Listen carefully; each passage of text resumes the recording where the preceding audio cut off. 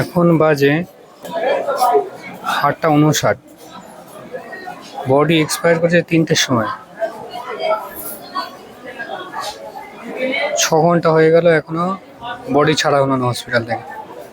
এই যে সব দাঁড়িয়ে আছে, এখনো ছাড়া হলো না। আমি এখন বসে আছি বারাসাত হসপিটালের মেডিকেল ওয়ার্ডের সামনে। দুপুর 3টের সময় একজন মানুষ শেষ নিঃশ্বাস ত্যাগ করেছেন, আর এত ঘন্টা পর হয়ে যাওয়ার পরও স্বজনদের হাতে সেই মৃতদেহ তুলে দেওয়া হয়নি। ব্যবস্থাটা কতটা নির্মম হলে একটা পরিবারকে মৃতদেহের হাতে পাওয়ার জন্য দরজায় দরজায় ঘুরতে হয়। স্বজন হারানোর কষ্ট কতখানি সেটা যার যায় সেই বোঝে। তার উপর যদি হাসপাতাল কর্তৃপক্ষের এরকম চরম অবহেলা ও হয়রানির শিকার হতে হয়, তবে মানুষ যাবে কোথায়?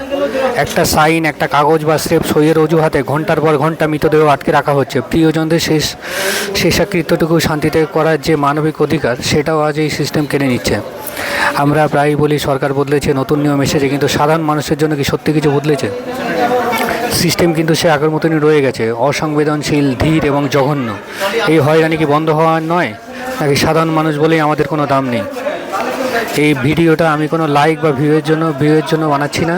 এই আওয়াজটা কর্তৃপক্ষের কান পর্যন্ত পৌঁছানো দরকার। যদি মনে করেন এই ধরনের হয়রানি বন্ধ হওয়া উচিত, তবে ভিডিওটি শেয়ার করুন। আর যারা এই হসপিটালে হয়রানি হচ্ছেন, কাল সেখানে আপনিও বা আমিও হতে পারি।